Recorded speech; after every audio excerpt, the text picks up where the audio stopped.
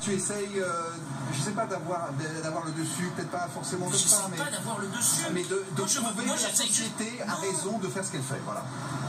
De tout. Mais non, mais c'est comme si je disais, les gars, vous savez, nous les gens du cinéma, voilà, avant, moi je roulais en Porsche, maintenant je roule en Audi, c'est quand même vachement moins bien. Tout ça pourquoi? À cause du streaming. Les gars, arrêtez de streamer, achetez les films légalement. Tu crois que ça va changer quelque chose que moi, je dis... Non, mais que moi, je m'oppose au streaming. Tu ne peux pas aller là contre. Tu ne peux pas aller contre le téléchargement. Excuse-moi, laisse-moi terminer. Tu ne peux pas aller contre le téléchargement illégal. Tu ne peux pas aller contre le mouvement général de la société, à moins de le faire comme ça a été le cas dans les années 60-70, à moins de faire une révolution. D'accord, mais ça allait quand même bien en France jusqu'à il y a pas si longtemps. Comment ça allait bien dans les années 80. Mais pourquoi?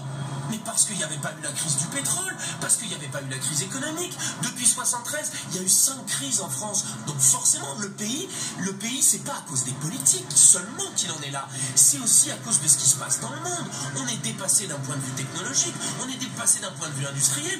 Nous, ce qu'on est bon à faire, c'est des restos, c'est des vacances, mais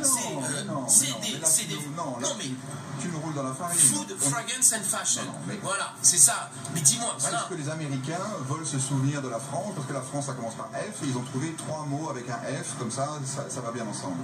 Mais alors dis-moi, où est-ce que ça va bien en France? Quand tu regardes bien...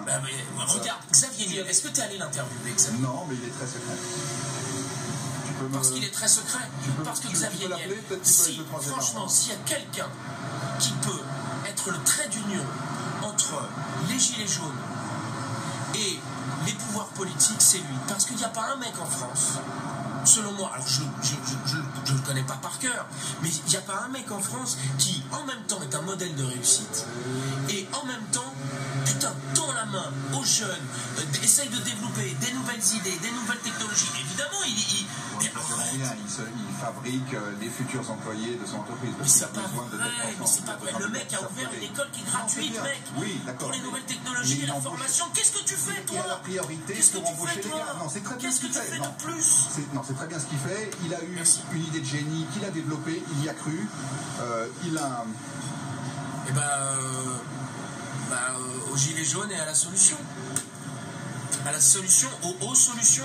Parce que je pense qu'elles sont multiples, c'est pas une solution. Il y a quand même, écoute, la raison pour laquelle Macron a été élu, c'est parce que les gens pensaient qu'il allait être un troisième courant.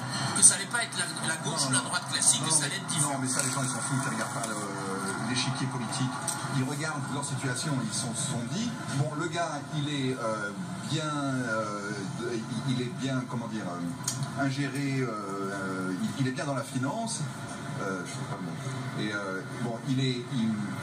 donc il va pouvoir, avec ses connaissances de gens de la finance et de mécanismes de la finance. Les gens, ils sont allés voter Macron parce qu'ils en avaient marre de la droite, ils en avaient marre de la gauche, et que l'extrême droite et l'extrême gauche n'étaient pas suffisamment puissants